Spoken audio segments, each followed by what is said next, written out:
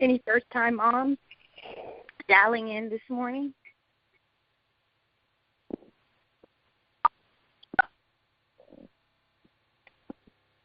Well, thank you all who have come and joined us.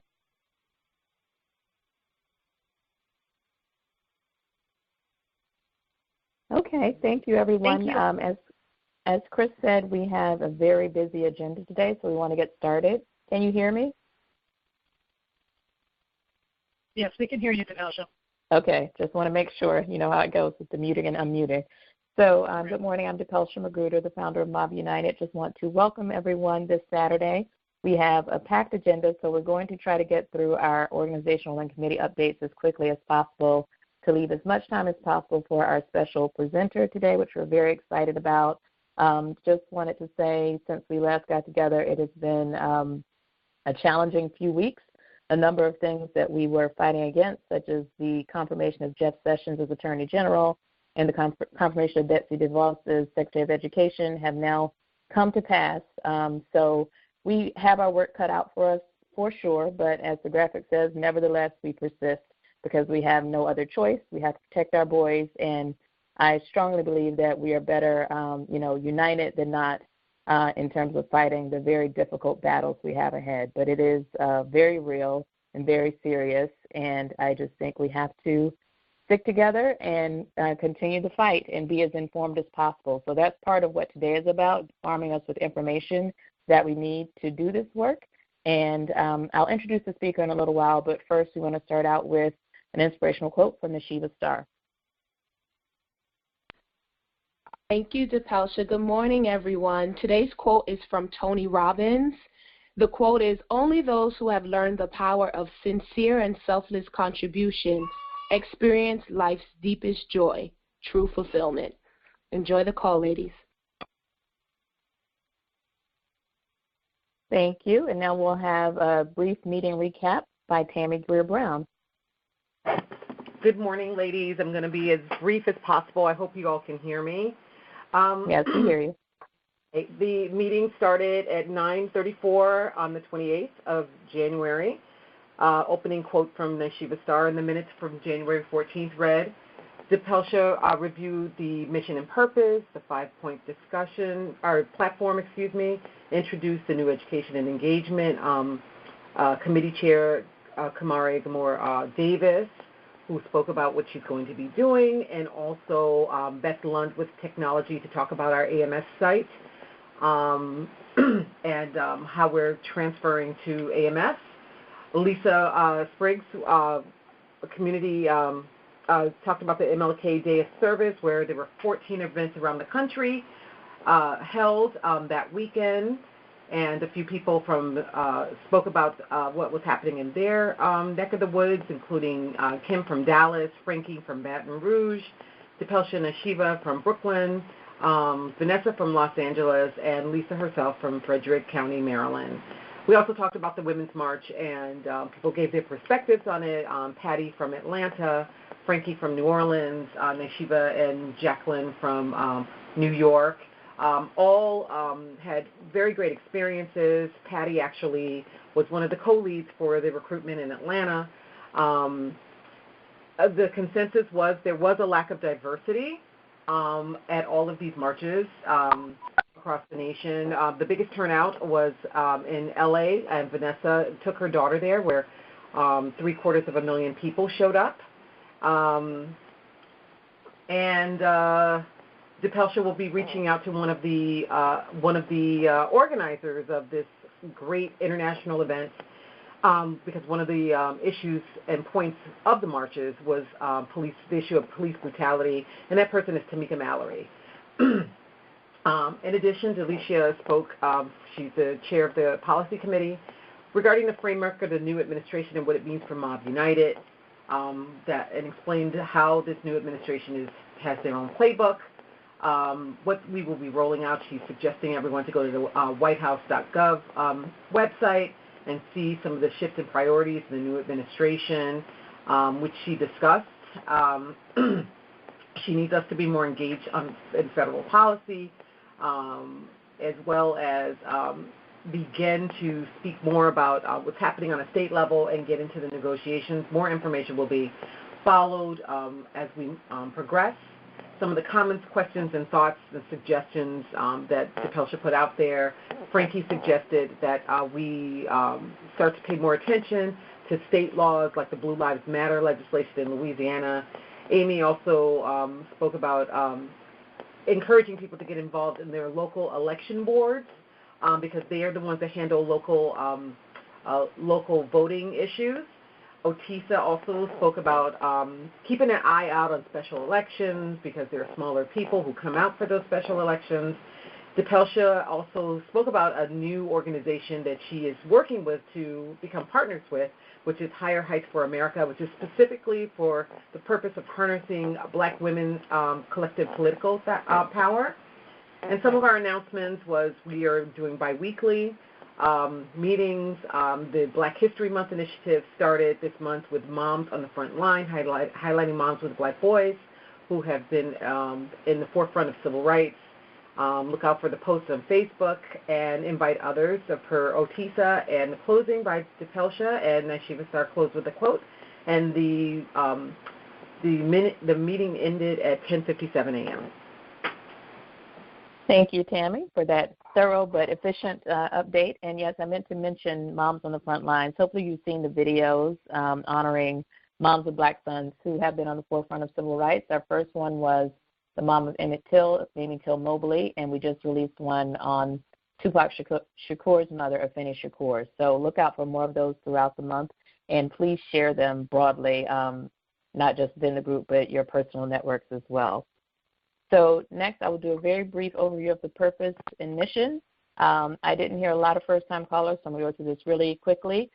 Our first part of our mission is to provide information and support for moms of Black sons and promote positive images of Black boys and men. And the second part is the more activism piece to influence policy impacting how Black boys and men are treated and perceived by law enforcement and in society as a whole. And we do that through our 5-point approach to influence policy, change perception, demonstrate our power politically and economically, partner strategically, and promote self-care. So today we're going to start with the last pillar, which is promoting self-care, with the Health and Wellness Committee update by Nashiva Star. Good morning again, ladies. Thank you, DePelsha, again. Next slide, please. Thank you so much. So we are really excited. The Health and Wellness Committee within Mob United have launched Mob Quotes. And Mob Quotes helps us to focus on what it means to be a mob and also what it means personally. And we have actually put our first quote out. We asked if you were to define why you are a mob in a single quote, what would that be? And so we have, we are sort of showcasing one by our communications chair, Vanessa McCullers, and her quote is, "The morning after Alton Sterling was killed, I went to wake my 19-year-old son up for work and found him sitting up in bed. His first words to me were, 'Mom, did you see how they just killed that man?' I was too stunned to respond. The very next morning, we found out that Philando Castile was killed. No words needed to be said. The words were on my son's face. He was scared, and so was I. But as his mother, my only thought was that I must protect him. As I typed this with tears streaming down my face at the memory, my determination is just as strong. I cannot sleep soundly until I know that my son, Chris's son, Vivian's son, Tasha's son, DePelsha's sons, all of our sons are safe from the ones sworn to protect them. I would like, sorry guys, that's my son. He's 11 months old, screaming in the background. I would like to encourage us to contribute to Mob Quotes and to this quote in particular because we are going to be compiling them just for something we might use in the future.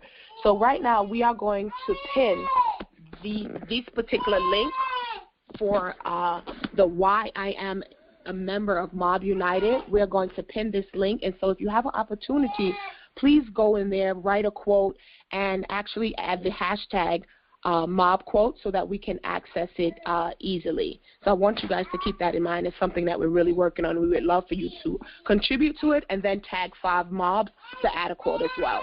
Next slide, please. Our update for our prayer and meditation subcommittee, our Christian faith call, our call for Christian faith observers has been going tremendously well. we are really excited. We now have an email address where you can send in your prayer requests. You can send in some particular, if you want a particular prayer read, if you want a scripture sort of read. Jawan Stewart and Cassie McCoy are our prayer leads, and they are definitely been doing a really tremendous job at pushing these prayers forward. Our email is christianprayers@mobunited.org. I'm speaking to you guys, and I'm simultaneously listening to my son, so I apologize. I'm paying attention to him as well. Next slide, please. And one of our next initiatives through the Health and Wellness Committee is Mobs Reaching Mobs. Occasionally, we do read about, probably on a daily basis, with so many members, this is, of course, bound to happen. We're reading different things where members can use a little bit of extra support. And so Mobs Reaching Mobs is an initiative aimed at showing support to anyone who might be experiencing particular grievances. Now, this is sort of a prelude to Mob Connections, where we will be able to connect members through resources and different support systems. So in the interim, while Mob Connections continues to be built, Mobs Reaching Mobs aims to do these things. It's personally connecting members. It's responding directly to posts. It's friending particular members. It's chatting with members on the phone. And where it's applicable, we will be able to connect Mob to different services within Mob Connections. Now, how does this look? This pretty much looks like this. Nishiva Star just posted a post that she's not really having a good day, and Vanessa McCullough says, hey, Nishiva Star, how are you? I saw that you posted that you're not having a good day. Would you like to talk further? I can friend you. We can chat on the phone a little bit and see how you're doing. Essentially, that's what Mobs Reaching Mobs is doing. It's creating a more dynamic, intimate approach between members, and then sort of leading that member to Mob Connections or to any sort of spiritual, emotional services. Like if they're a Christian faith observer, I'd say, hey, by the way, did you know that we have calls on Mondays?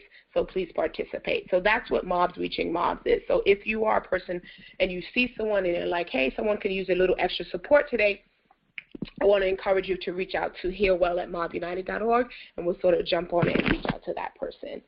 Next slide, please. And that will take me on to passing it to Kamari. Thank you all so much.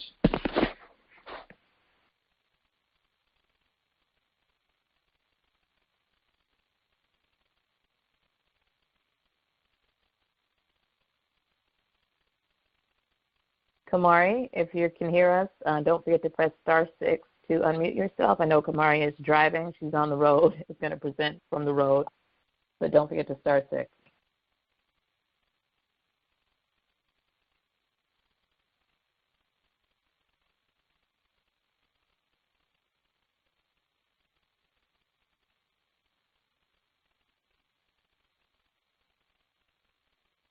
Then Nishiva Star, just in case you lost connection, do you want to cover this for now?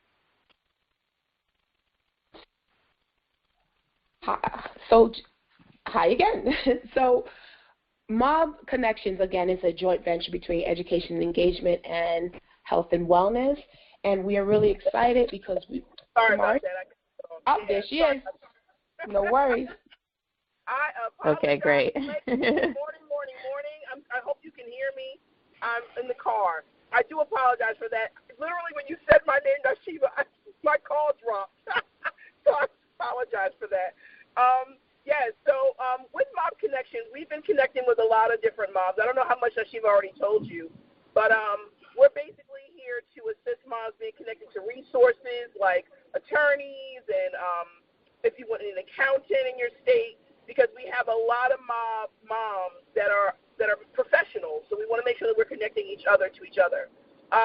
Also with Mob Connections, we have Aunties Away from Home, and recently I've been talking with a lot of different moms who have sons who are away at college. So I've been talking with moms in Michigan, Seattle, as well as Pennsylvania who have children in other states. And then I've also connected with some moms who are available to be aunties to some of our sons. And some of those moms are in California, North Carolina, Texas, New York. So if you have a son who is away from home in college, or if you have a senior who's graduating and they're going to be going away to college, please connect with us and let us know, and we can connect you to an auntie away from home. Mob Connections email is mobconnections mobunited.org. And that's it for Mob Connections. Thank you so much. And Kamari, do you want to mention your next education and engagement meeting? Yes. So with education and engagement, we will have our first call on Monday at 8:30. The Education Committee has been working diligently over the past few months, and we're just picking up again with me as the chair. So I'm going to be able to meet with everyone and talk with everyone at 8:30 on Monday. I have talked with some of the moms offline, one-on-one, and we're really fired up and ready to go so we can hit some of these concerns that we have in our, whether it's in our educational system, working with policy, working with health and wellness, trying to get more of the seminar sessions that we've had over the phone with moms or things in person. So if you have any questions or concerns or would you like to be a part of the call or part of the Education Engagement Committee, you can email us at mobeducation@mobunited.org. Thank you so much, Depelsha.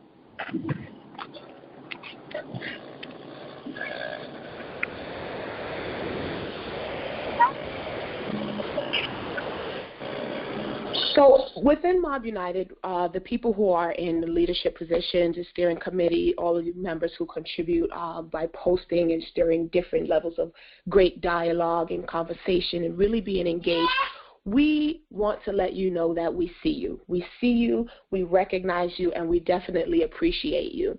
And so periodically, we want to take the time to let you know that by highlighting your efforts. And so this Mob United Selects, we're highlighting an individual today who we feel like since she's been a member of Mob United, she has just really evolved and sort of been malleable and adjusting her talents to be able to fit in wherever she can be of assistance, and we really want to let her know today that we appreciate her. She is a moderator with the Communications Committee and a graphic designer with the Communications Committee. Within Health and Wellness, she is, I like to see her as an assistant to myself as the chair. She is the creative content liaison, and she is the administrator for the Christian Faith Observer Leads. So Vivian Sullivan Wankpa, I hope I pronounced your last name correctly, Mob United recognizes you for the extraordinary work that you're doing, and we want to let you know that we appreciate you very much. Thanks, guys.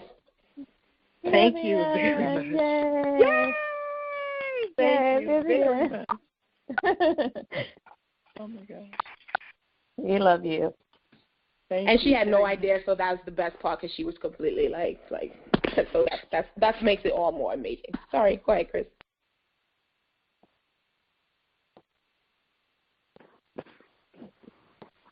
Thank you. Thank you very much, Vivian. It looks like you dialed in right before. I was looking for your name.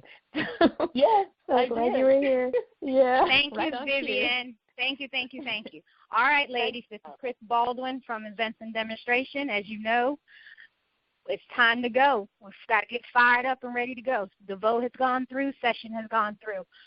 I need you on the front line. That's as you saw, we got women on the front line of the civil rights movement. This is our civil rights movement.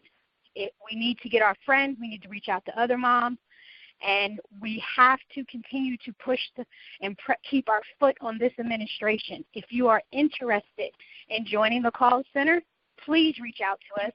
Put a comment in the comment section, or you can email me, or you can let us know that you are ready to go and participate in the call center. If you have call center experience, we would love to have you involved, as well as we have leadership opportunities in the call center. If you are interested in the call center, because this is where we're going to make an impact. This is where we're going to lift our voices, and this is, as moms, we know how to call and get things done. So if it's going to change, it's going to happen, it's going to be us moms. So if you are interested in the call center, please, this is our time, this is our moment, get involved. Thank you.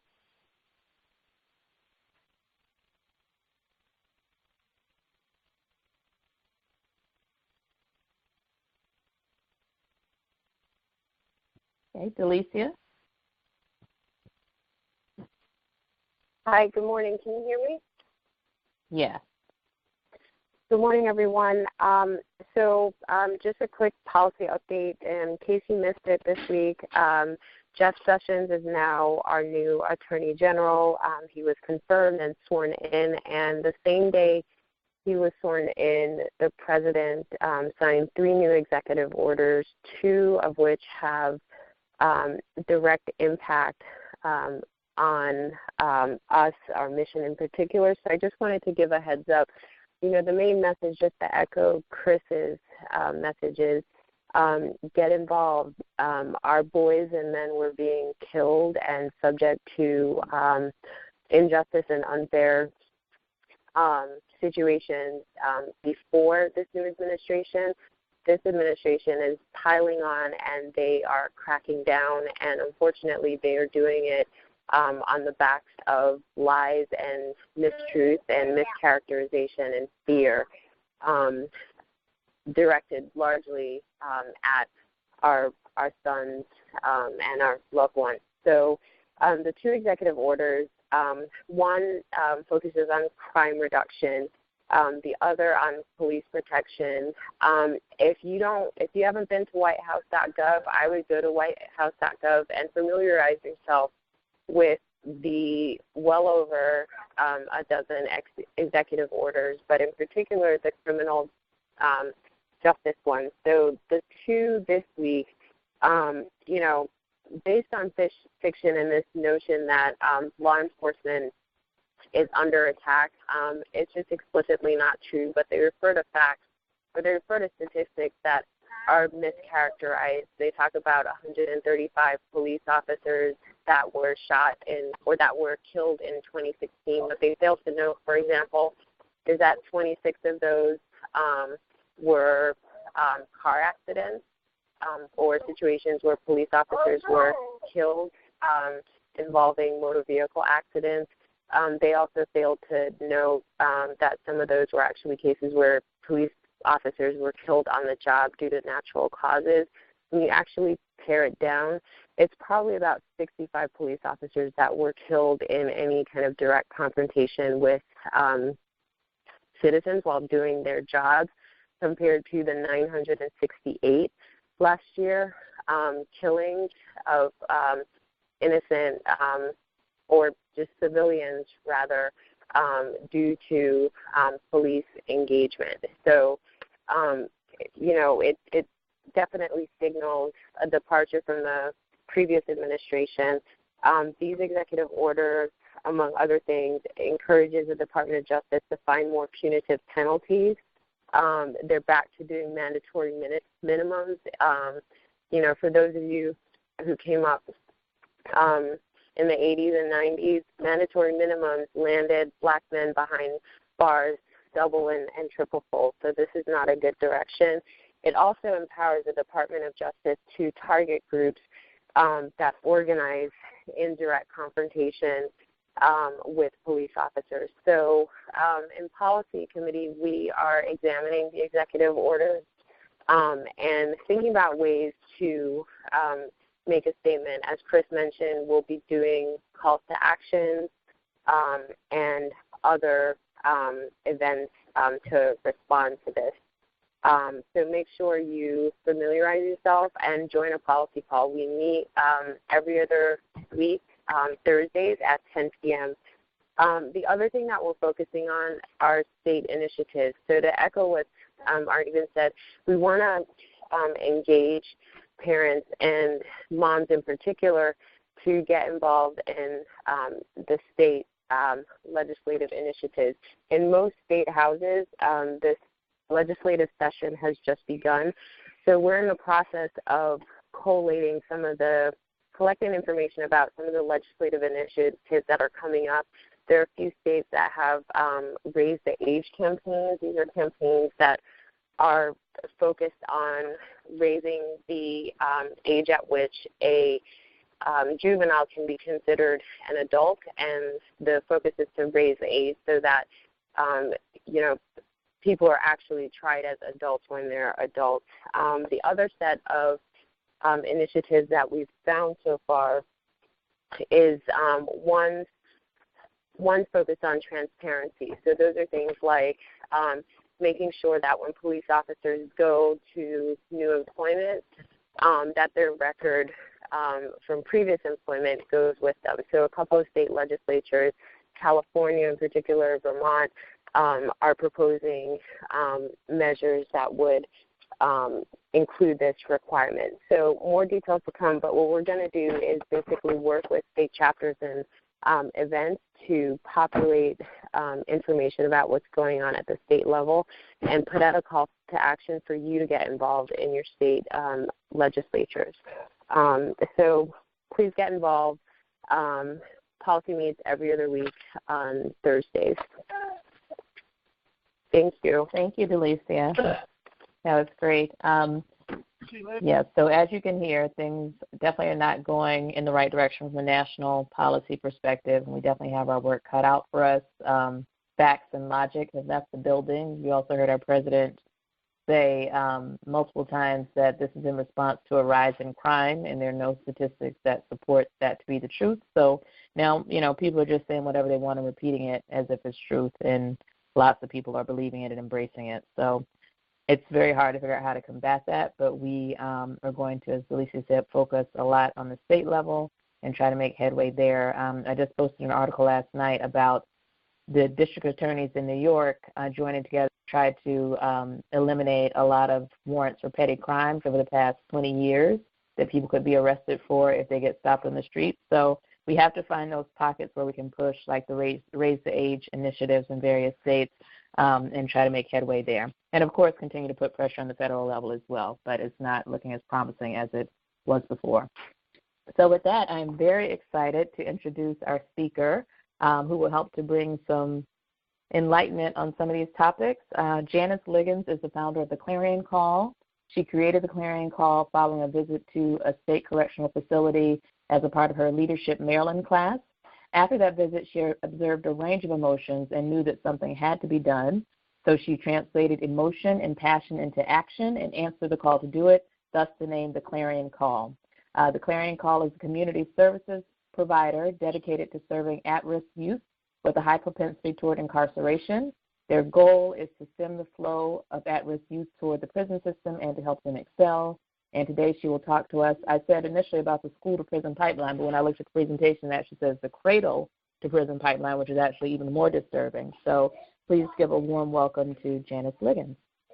Good morning. Good morning. Thank you so much for inviting me to the call. I'm very much excited to hear even more about what MOB is doing. The Cradle to Prison Pipeline, basically, what I've put together here is how did we get here? How do we get to where we are? And it's important to understand it because it is a very well-entrenched and systemic programs that are put in place for the precise intent to undermine a people of color. I'll say it like that, just to undermine a people of color. So let's go ahead and get started. Do I have control here?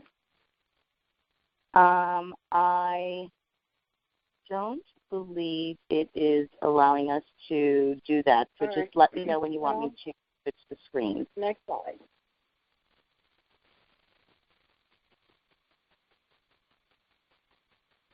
Can we do next slide?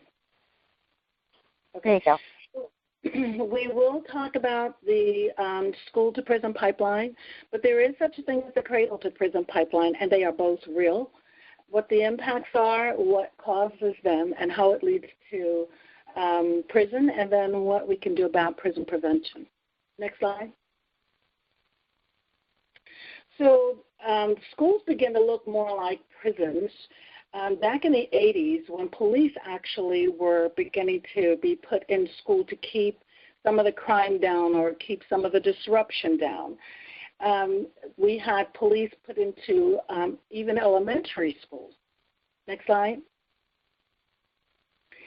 Zero tolerance policies sprung up in the 80s, where children as young as 7 were expelled for having toenail clippers, or 9-year-olds were expelled for kicking a trash can. And we all know that children will be children, and they exercise themselves as children. They're not expected to be adults, but they were being punished for doing things that normal children do. Mind you, this was only in schools of color, or at least primarily in schools of color. And even some of these children had learning disabilities. They were suffering from, neglect and abuse. And the schools began to actually, because they were so underfunded, rather than having administrators and counselors, they were having police put into schools to handle matters that really some type of a counselor or guidance counselor could have been able to address. Next slide. There was a gentleman in New Jersey, Joe Clark, who was principal of Eastside High School, who really began to crack down on this zero tolerance. He became so popular, he was considered the Rambo of public education. And many of you might have heard of the movie Lean on Me that came out in 1989. It was based on this principal's story. And now his school had very, very difficult challenges. The kids in high school were troublemakers. He kicked out 300 of them. But the problem is, the community at large began to say, yeah, lock them up, lock them up. We as a people cannot call for tougher laws because those laws are never applied in a balanced way. The black community will always get the brunt end of the weight as to how these various laws are applied. But Joe Clark, Eastside High School, is the initiator, actually, of the zero tolerance, and it was worsened during the Columbine High School shootings in 1999 when the government then poured in hundreds of millions of dollars into public school, again, for stronger zero tolerance law. Next slide. Again, children should not be pushed into schools. Next slide is Eric Holder, our former Attorney General, began to look at this and we're saying that black kids are 3 times more likely to be expelled than whites and more harshly treated than whites. And all of these cumulatively added together created a direct link from school to prison. Next slide. The Department of Education compared the expulsion rates and suspension rates and demonstrated that black boys are 3 times more likely to be suspended than white boys, and then black girls are 6 times more likely to be suspended than white girls. Again, the disparity in how the laws are applied is stark, and that we're seeing it carried out into today's political as well as legal actions. Next slide. So then that's the school to prison pipeline. What is the cradle to prison pipeline? The cradle to prison pipeline basically is a pattern of policies, systemic policies that are put in place to cultivate poverty and racial disparities. We see whole communities that are almost blighted, and we see school systems that are underfunded. All of these are created to affect, even starting at birth, if a child is born into poverty, born into poor economic situations, born into low education, then at birth they are being impacted. Next slide. So whenever you see a cradle to prison pipeline scenario, it's always going to be based around poverty, underfunded health coverage, underfunded early childhood development, underfunded educational schools. There's going to be abuse and neglect. There's going to be substance abuse. And there's going to be emotional challenges where mental health treatment is not available, or it is viewed in a very negative fashion, where if the person who needs it, who's going through the trauma, runs from the idea of mental health because our community tends to look at it as if you must be crazy. They don't see it as a treatment. They view it as you must be crazy if you need to have a mental health provider. So their mental health needs then are unmet and only exacerbated. Next slide. So all of these, school to prison, cradle to prison, if you add them together, collectively they've created these challenges. The Bureau of Justice Statistics has indicated 1 out of 3 black boys born in 2001 are at risk of imprisonment. So which of these 7, which 2 of these 7, if you had to pick 2, which would be the ones who are going to be going to prison? Next slide. Another challenge is third graders who are not proficient in reading are statistically slated for prison. Well, why is that? Well, if you look at the average age, the average reading level of a prison inmate, it's going to be 3rd grade. Well, why would that be? It's because reading in most public schools, teachers stop teaching reading in 3rd grade. So from kindergarten to grade 3, students are learning to read. But then from grade 4 on, they are reading to learn. Well, if you did not become proficient in reading by the 3rd grade, if you cannot read by the 3rd grade, then how are you able to then read to learn? So children are not taught that they're going to stop being taught to read in the 3rd grade. Most parents don't know that. I was a granny before I realized that myself. And so in the 4th grade, children go to school and they begin to see that things are done differently and they don't understand what's going on. Why am I not learning? Why am I not picking this up? They don't understand what's going on. They are confused. They become frustrated. And so in the 4th grade, we begin to see students' behavior change. They begin to act out and they become the class clown or they become the class bully because that acting out is just a camouflage for their frustration. And they're acting out, they become the class bully because, guess what, no one picks with the class bully. And no one picks with the class clown. But those are just camouflages, again, for the frustration that is really underneath. They really are crying out for help, and they don't know what the problem is. They don't know that the school system has changed from 3rd grade to 4th grade, and that reading is not being taught anymore.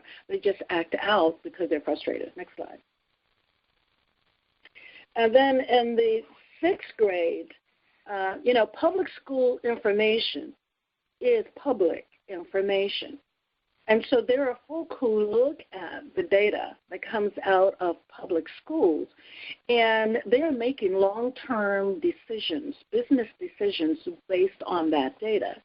And then there are also 6th grade challenges, or 6th grade predictors, rather, that are used to project 12th grade graduation likelihood.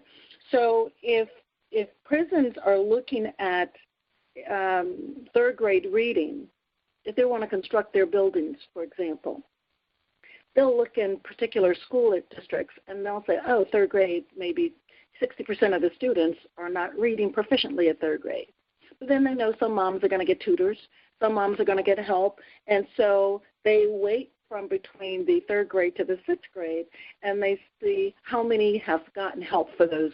So instead of 60% failing reading, maybe it's only 40% failing or 30% failing. Well, they begin to use those statistics to project their future construction of the prisons. And there are 4 predictors that they use to project 12th grade graduation likelihood. There was an old auto commercial for oil change, and the guy used to say, see me now or see me later. Well, this is one of those situations where read now or we'll see you later. So those 6th grade predictors that are used to project 12th grade graduation likelihood are reading, math, attendance, and behavior. A failing grade in any one of those areas is going to decrease the likelihood of the child, even in 6th grade, will decrease the likelihood of that child being able to graduate. Two failing grades, any 2 failing grades in those 4 areas it's almost like a 50% chance they will not graduate. Next slide. Then 2/3, another challenge that, again, the Cradle to Prison and School to Prison have created, 2/3 of youth who are incarcerated come from families that already have an incarcerated member. Well, 2/3 is a huge number. 2/3 of youth who are incarcerated come from a family that already has an incarcerated person. Our focus is to really work with those families then who have incarcerated people in their homes. Next slide. So we've seen prison populations soar since 1980. Again, remember we were talking about the zero tolerance and the principal with his baseball bat. That started around the 80s, as well as if you look at this bar chart, right around 1980, the prison population began to soar. This is from the Bureau of Justice Statistics. 500% growth. How would you like to have a business that grew 500% over a 30-year period? What caused this growth? What caused it to get up to this? Next slide. The United States is the largest incarcerator in the world. Even countries that have multiple times more dense population have less of a percentage of their population in prison. The United States has 5% of the world's population, but we have 25% of the world's prisoners. Other countries are actually baffled at why the United States locks up so many people. Why do they lock up so many people? The next slide. When you have mass incarceration, is basically the combination of privatization of prisons and war on drugs. We remember the war on drugs came about in the 80s also, or earlier than that, with Richard Nixon and Oliver North, who opened up the floodgates of the drugs and the guns coming into our country. And if you have the privatization of prisons, and then you also have war on drugs, so you're opening the doors to drugs and guns, and then you're putting a war on drugs and guns, and then you legalize that prisons can now be privatized. Well, just what they've become, these prisons have now become big businesses. They're actually traded on Wall Street. It is the prison industry, just like the auto industry and the housing industry and the retail industry. They put on trade shows that almost make everything else look minuscule, any other trade show. They're huge, and they have industries come in to set up booths that are everything from guns to vests to food systems, people who provide the food, to people who provide health care. It's huge industry, and it is such a phenomenon in our country. It has created such they're beginning to get such pushback. Corrections Corporation of America is the largest privately held prison company in the United States. They began to get such pushback that just last year they changed their name to CoreCivic, because Corrections Corporation of America was beginning to be viewed so negatively. They changed their name, but they haven't changed their practices. As a matter of fact, what they did in when the economy began to have a downturn around 2008 to 10, Corrections Corporation of America sent letters out to 48 states. And they said, Mr. Governor, we recognize that you are having a challenge with this economic turndown with managing your prisons, but we can help you. And we can come in and help you, but we have 3 requirements. One, you have to give us a 20-year management contract. Well, any business would love to have a 20-year contract, non-competed contract. I don't care if it's sweeping floors. A 20-year contract is nice. So they want a 20-year contract, requirement number 1. Requirement number 2, Mr. Governor, we get to keep all of the proceeds. Well, what does that mean? We all know that back in the day, inmates used to make license plates. Well, today, inmates make everything from uniforms to furniture and desk to they make all types of things. And so the inmate may make 75 cents a day. But so the difference, and the items that the inmates make are sold to the outside. So there's there's a double-edged sword there. The inmate makes the item, but they get 75 cents a day. So that means Correction Corporation of America gets to keep those proceeds. Another challenge with that is since those items are sold to the outside, that means that companies on the outside who might have made those products are losing the opportunity to create jobs because those jobs now are being carried out by inmates. That's a huge problem that has to be addressed, is jobs going in not only overseas but going behind the wall.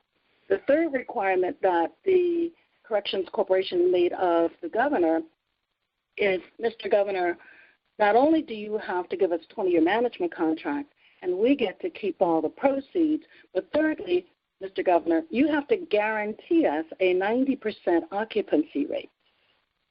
Well, how can a governor guarantee that the prison beds will be filled 90% of the time? 90% of the beds will be filled at all. How can a governor do that? Next slide. They create public policies that give police tools to go out and arrest people. And we've heard of all of them: telephone crime, zero tolerance, 3 strikes, mandatory minimum, abandonment of rehabilitation. Back in the day, if you were on drugs, you went to drug treatment centers. They took away the treatment and instead instilled punishment. So now you get punished if you're on drugs rather than treatment. Even mental health, the prisons today there are more people who need mental health treatment in prisons than there are in mental health hospitals. Even school social promotion. You can have a 1.2 GPA, and they'll continue to promote you, the students, to the next higher grade, and the student gets to walk across the stage and think they're graduating, but they get a certificate of completion rather than a diploma. A lot of the colleges, the local colleges, are having challenges. They've had to revamp their incoming criterion because most of the students spend 6 months up to 2 years taking remedial courses before they're able to take the first credit. And the students have to then pay for those credits. So what they should have gotten in public school for free, they are now paying for at the college level. But the reason all of this growth has taken place in our prison population is because in order to, private prisons only work if the beds stay full. They get paid for every bed that is full. And different states, different municipalities come up with little laws that police use as a way to go out and lock up more people. And we need to make sure that we pay attention to the public safety laws. Every state has its own. Every county has its own.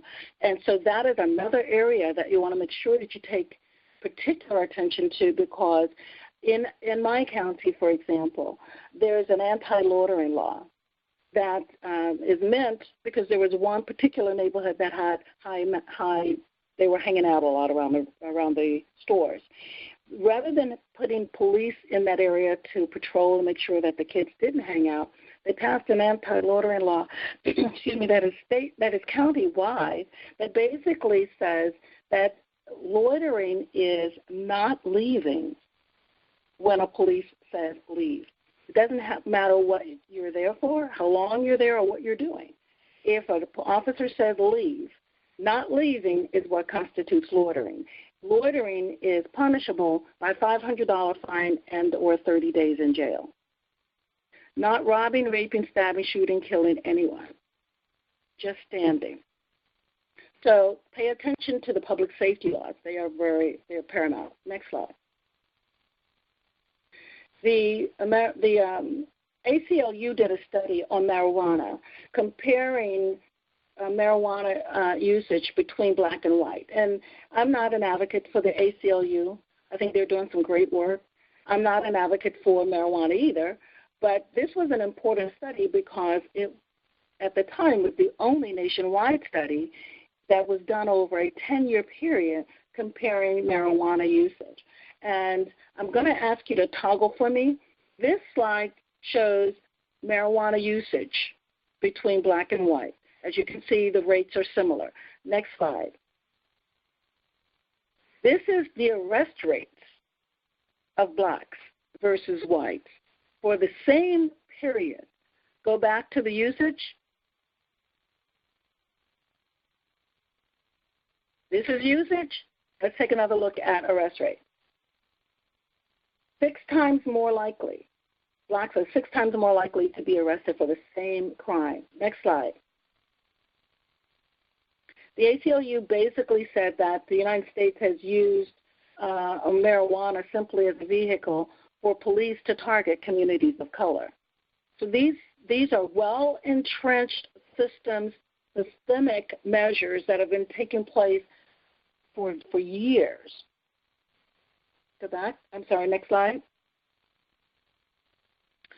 If you add fuel to the fire, you're looking at things such as collateral consequences. So when someone goes to prison, for example, when they come out of prison, they are restricted from doing much of anything. They cannot get social services. They cannot get food stamps, for example. They cannot get rental assistance. They can't even, a man who has a child by a woman, and that woman is getting social services, if he comes out of prison, he can't even stay with her, because if he stays with her, she will lose her social services. Things like that are just wrong on every level. They cannot vote. Some places, some states are now beginning to reenact the ability for them to vote. But again, with this new administration, who knows? There's no housing. My county does not have a county-run and county-operated system for allowing housing for people who are returned from prison. Every other county in Maryland has it. My county doesn't. So that's another major area that we are fighting. Then you have situations where pretrial bail, where bail is made so high that people who are low income can't afford it. Next slide. We have people who are sitting in jail for a parking ticket that they could not pay, or a fine that they could not pay, and they're spending time in jail.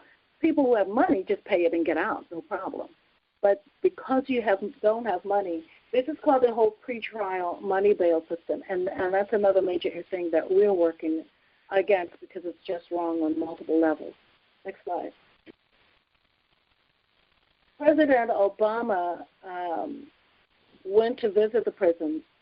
This is just about 6 months or so ago. And he went to visit the prisons, and his whole idea was to end the privatization of prisons because no one should make money by locking up other people. That's just wrong.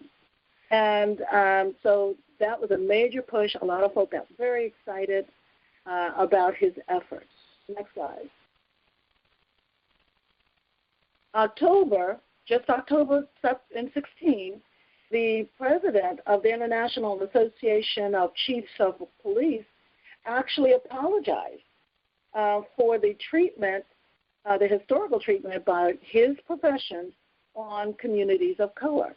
That was an outstanding, outstanding measure because that was just October, a few months ago. Next slide. Then November, we had an election. And private prison companies' stocks jumped up 42% within 15 minutes of Donald Trump's election.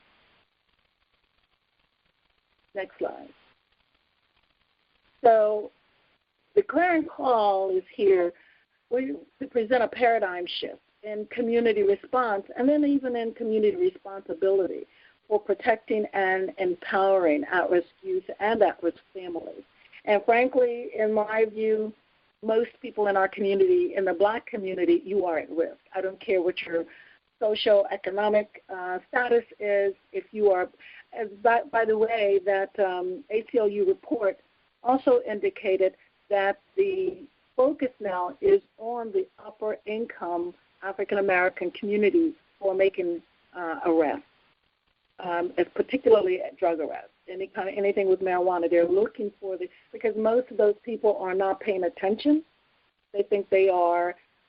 If you think that you are safe from it because of your social, your economic status, or your political status, it's not the case. And that's because the person or the family may not be paying attention. That makes them much more vulnerable. Next slide. It's a wake-up call because I would ask the question, I don't know if you're able to make a poll out of this question, Vanessa, but I'd be very interested how many people on this call have had someone in your family, mother, father, sister, brother, niece, nephew, aunt, uncle, cousin, grandma, granddad, or child who has been incarcerated. I'd love to know how many people have had someone in all your extended family incarcerated. Whenever I have asked that question before at different presentations, if there's a way to do that, Vanessa, with a poll, I'd love to know what it is. I've always seen it be at least 60% of the people, of those who are at least willing to be honest. So it's a very serious matter, and it is a call to action for those who are most vulnerable, as well as from those who are most vulnerable. Those who are being impacted have to change too. Next slide. So we work with the community on outreach and advocacy, which is what we've done the most thus far. But we also work collaboratively with other organizations, because no one organization has all of the solutions. And then we also provide coordination of care, where we work directly with the families, making sure that to help them plot a path forward that's going to be productive for them.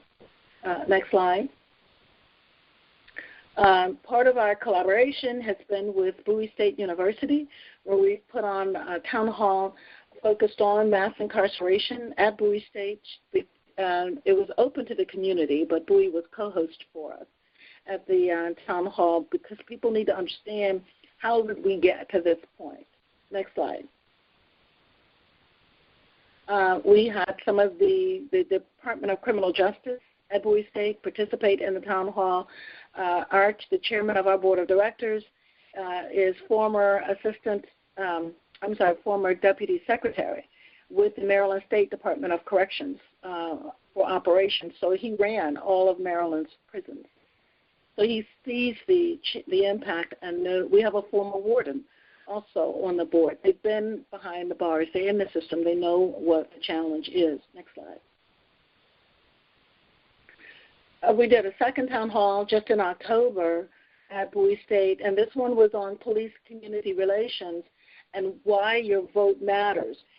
And, this was important because we've seen the shootings around the country, and the shootings are not new. It's just that folk are now having phones handy to be able to record. Out of these town halls, this particular town hall, we had workshops with 3 different workshops, and one was the role of the public in public safety.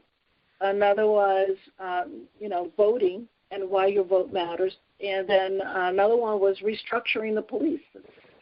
And so we are developing position papers on each of those, and we look forward to getting signatures on those position papers and taking them forward. Next slide. Another way that we outreach is through the Clarion Call TV show, where we bring on a number of people to present issues and challenges that the community needs to be aware of, as well as we invite nonprofits to the show. Next slide.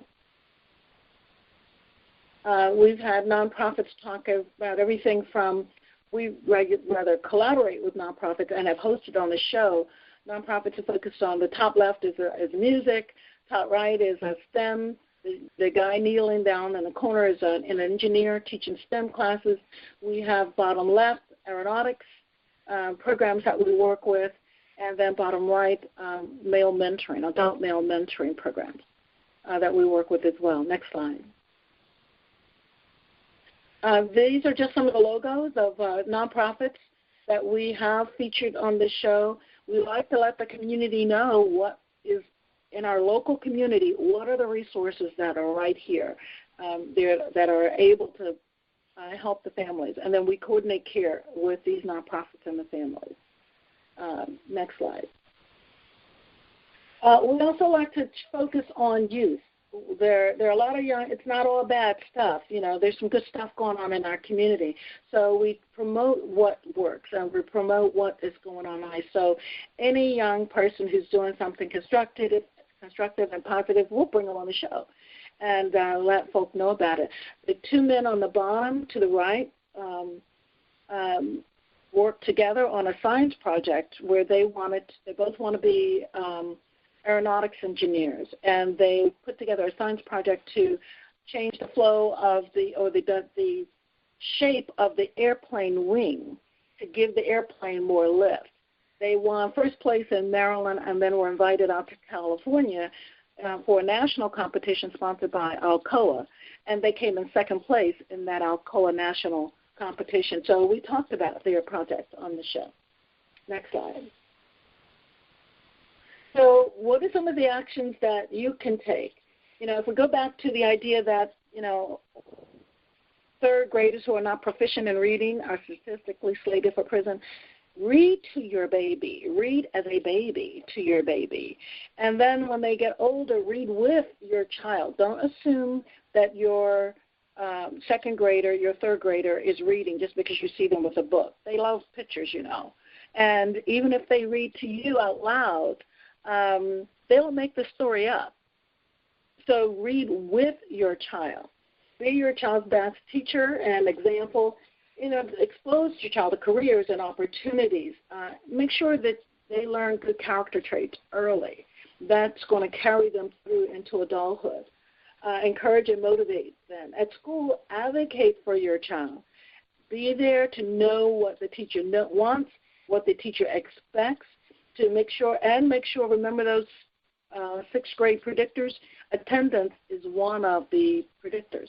So just make sure that they are not only in attendance, but are also prepared. Next slide. Get active in the community. Volunteer and get your children involved and volunteer.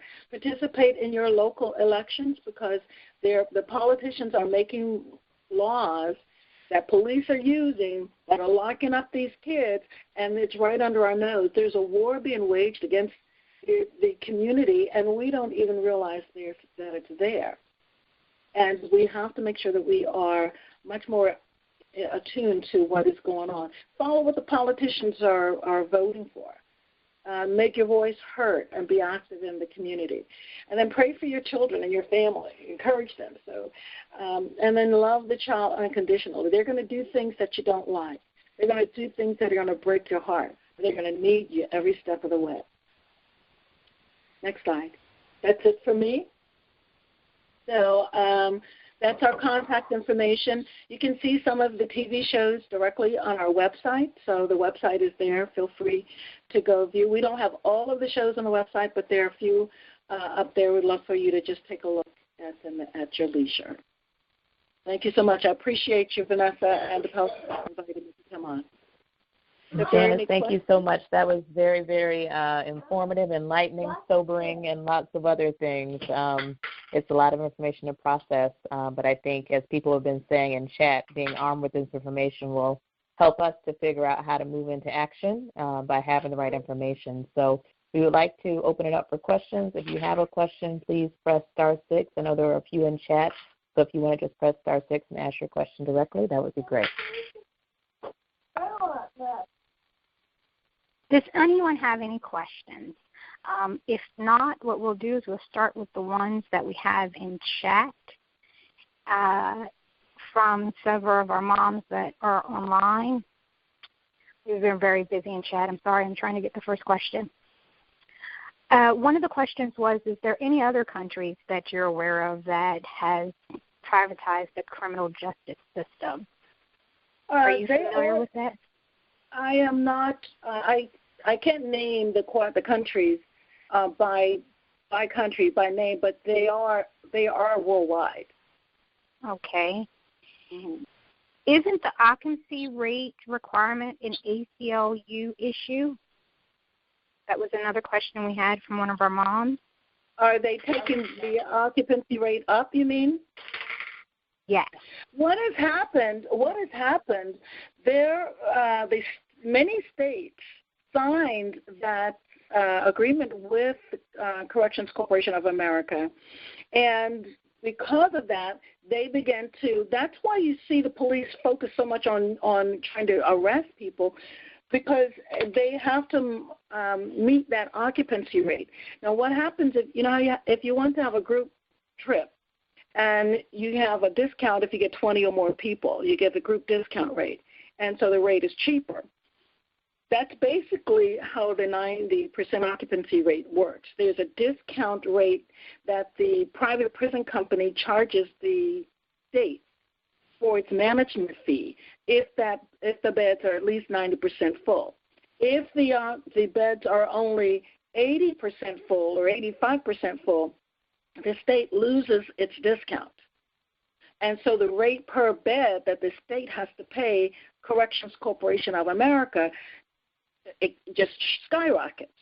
And for states that consistently fall below the 90% occupancy rate and cannot pay it, Corrections Corporation of America is actually suing states. They're suing them because of a breach of contract. Wow. And we have that is another unbelievable. question. Chris, I see one above that one, but that about the occupancy rate I had not heard before, but that explains a lot, and it is very scary. I didn't know that. There was one from Uchechi that was before those that said, if education, are you going to, you got that one? Yes. Okay. Yes, ma'am. If the next question we had, and I want to definitely give a shout out because she's the awesome, is one of our moms we have that are calling in from the UK. She's over the pond.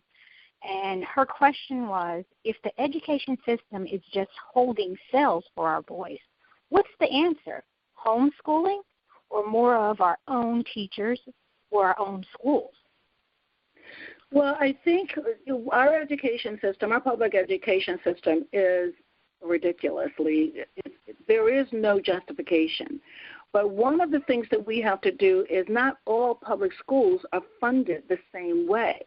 There are some schools in any state, there are some schools in some jurisdictions that are well-funded, public schools that are well-funded. There are other schools that have 10 books in the library. And if the people in that community or someone else on their behalf does not advocate for them and does not raise the issue, if it's a public school, why is one public school funded any differently than another public school? That is the issue. The schools, if they were well funded, then they could have decent libraries. They could have technology. They could offer art and art education. They could pay teachers. In my county, I live right outside of Washington, D.C. There are teachers who live in Prince George's County, but they work in Washington, D.C. because Washington, D.C. pays more money. And in Maryland, where I live, there are only two areas. There are two areas that are considered Title I areas. Title I is not a good designation to have because that just means you're one of the worst performing school systems. And those two worst performing school systems are in majority black areas, Baltimore City and Prince George's County.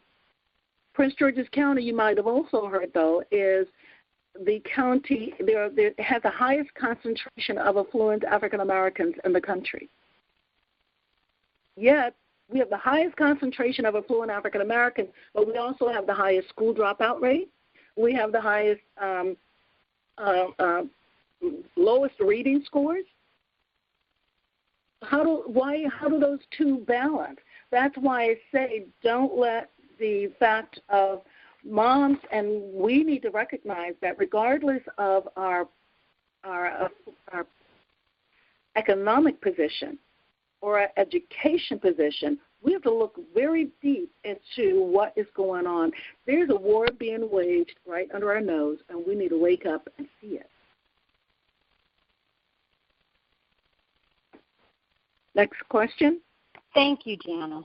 Does any other one who's on the phone, please press *6 to unmute yourself. If through the presentation you Good morning. questions in chat. Thank you. I have a question. Can you guys hear me? Yes. Introduce yourself. Hi, it's Nishiva Star. I thought so. I just want to make sure. Yes, it's me. So my question is this: if we're pretty certain that, like a lot of these poor performing schools, they 10 books in the library, and if it's up to the communities to advocate on behalf of their students and their children, but what do we do, or how do we be of support to these communities and to these individuals who are pretty much already considered the underclassmen of society? Because based on the stats, these are the areas where a lot of these young people are going to fall into the system, undoubtedly, just by the nature of the fact that there are 10 books in the library. So how do we create initiatives? How do we form structures that are going to be supporting these areas, and also to create less apathy amongst these parents who are just like, it's not my responsibility? Like, how do we bridge that gap? What are some initial steps that we can take? Well, that's a critical point, and I think that is, you're exactly right. They don't know that they don't know that they are vulnerable. They don't know that they're in trouble. They don't see it at all, and they're the ones who, even though they're the ones most likely to be involved, they're the ones least likely to get engaged. And so that's why I say that we need a shift in community response and community responsibility, and that we not only have to work with people who are vulnerable, have to recognize that they have to change. And that's not an easy fix. That is going to require change in messaging. That's going to require, and that is why the TV show and a lot of other things that we can do, it's going to require a change in messaging. It's going to require most of the times when I've done presentations, I'm in those kind of communities. And they're like deer in headlights. They haven't heard any of it. The things that Mob is working on, you guys are already touching on some of these things, but the people who are most impacted have no clue, and so it is a wake up call, because they need to know, they need to understand, and they need to know how to change. So we work with the families basically to navigate them through the process, one by one. And but we do need a collective action to help advocate for them in the school system or with the legislation to provide better funding to these particular school systems. There's no reason why funding can be made in one neighborhood and not another. But the people in those poor neighborhoods don't know enough to advocate for themselves. And so we do need to have a collective voice to advocate for them. Right. Thank you. Yes. Hi, this is Tammy from Staten Island. I am so glad you're on the phone talking about this. This has been a champion of mine for years. And I live on Staten Island, where it's the only Republican borough in New York City. So a lot of our issues are, reflective and the same as some of the more segregated communities in the South. And, we've been talking about this, and it makes me cry, because I cannot tell you the number of young men in elementary school and junior high school, and women, young ladies too, who have been taken out in handcuffs just for the assumption of they stole something. I'm with the NAACP. We are actually helping a young lady out here who's 9 years old, whose teacher said that she and another white young girl stole something out of her purse, called her retired NYPD husband, who called the 122, which is mid-Iowa, very diverse, and they came into the school, they explored the school, and arrested the black girl because the white girl. So, wow. We've done everything, and, we've done everything. And the parents not know, and they just, all they do is just say, oh, my God, just don't say anything. And these kids become disempowered later on. Mm-hmm. and they don't think they have a voice. And then that's where the apathy comes in from voting or being involved. It starts at such a young age. And it breaks my heart to see these kids being, and they don't care about it because most of the administrators and most of the staff are white. They don't care about shaming our kids or, making them feel like less than because they don't have an invested interest. I am glad to say that the NAACP has a LIFT program in New York City, and we try to educate parents through this, but it's difficult because the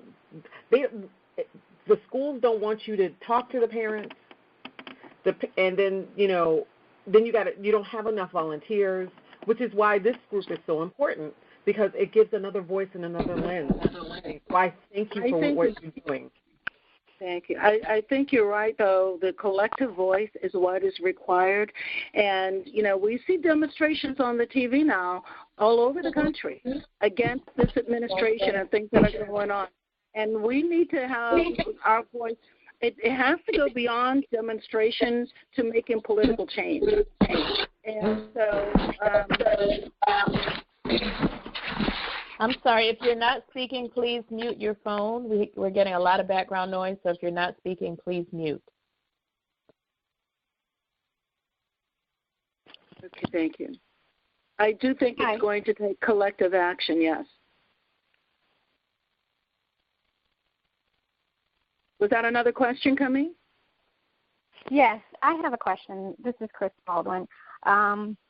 Just some quick background information. I live at the beach, which is probably 99.5% Caucasian. So what I made the decision was to take my son into a school down in the inner city, closest to me. I wanted him to have teachers of color, be amongst his peers. And one of the things I end up doing at that school is starting a parent booster club. And the most daunting task to me was getting those moms to come out and to be engaged and participate in their schools. And how do you, with that being said, how do you get them to become awakened to bring this information? My thought is if I had brought your organization to give this dynamic presentation, how many moms would have actually shown up in the room who were mostly impacted? You have to, what I have found works is you have to put together an event that will be of interest to them and have the message be a part of that. Because a lot of them don't want to hear it. They don't want to talk about it. It's not a fun topic, and they don't feel empowered anyway. But because there is a lion roaming our community, we keep letting little Johnny go out to play. But if you know there's a lion roaming the community, seeking whom he may devour, you'd be careful about letting little Johnny go out to play. And so there is a lion in our community roaming about, seeking whom he may devour, and he's fat. The lion is fat because we keep letting little Johnny go out. These moms need to understand that their son, their daughter, they themselves are vulnerable to a wicked society who has intentionally, over the years, put in systemic measures that cultivate poverty, that cultivate low education, that cultivate disparities. And so if we don't speak up and find a collective voice, it is not going to change.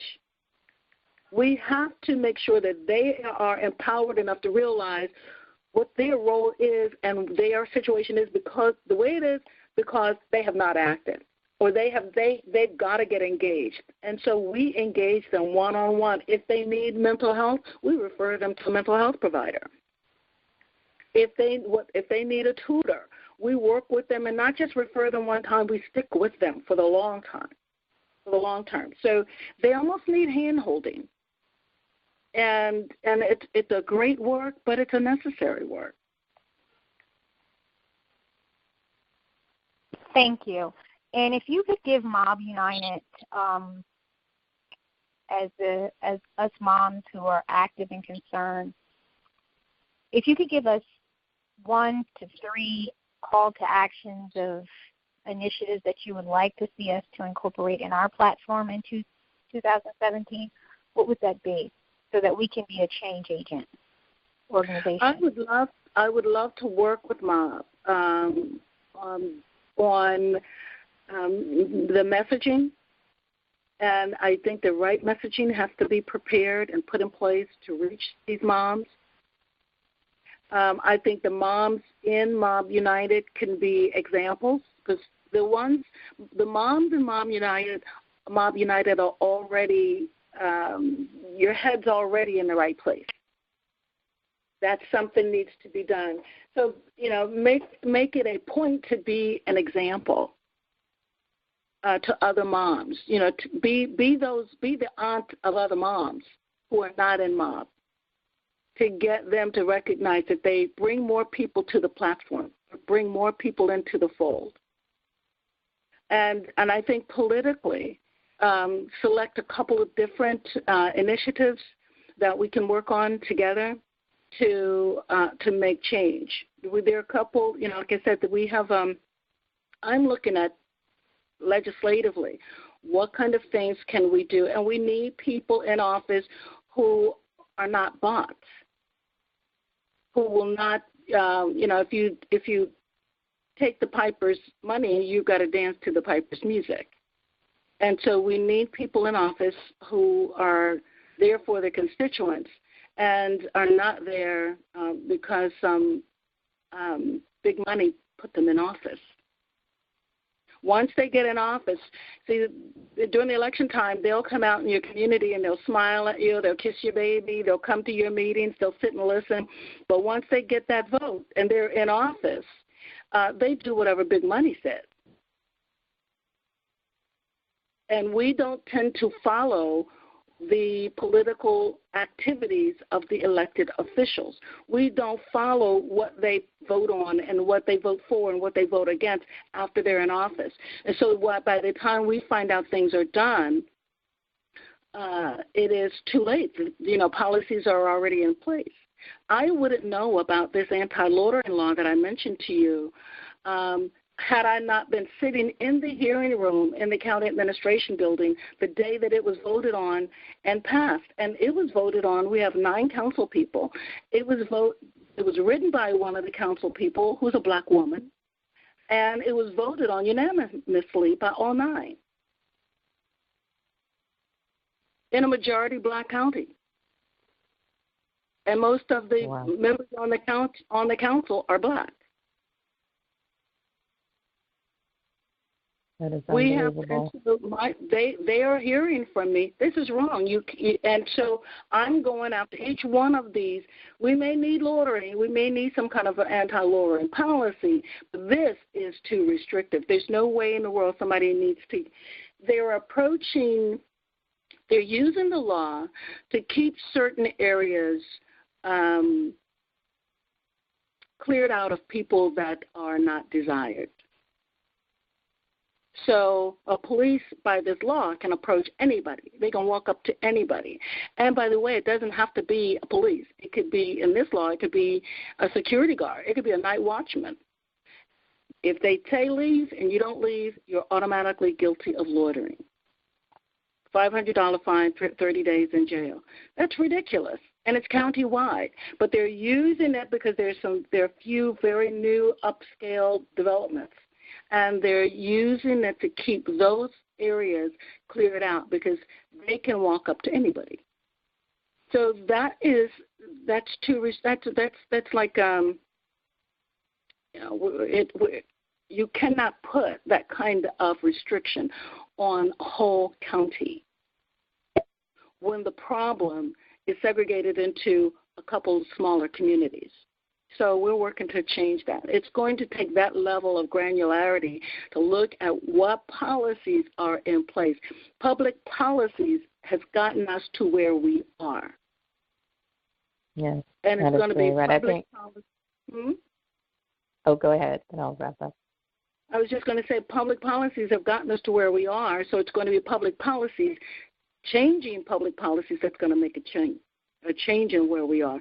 And it's going to take identifying policymakers or prospective policymakers who have the wherewithal to be able to stand tall and stand their ground and make these changes.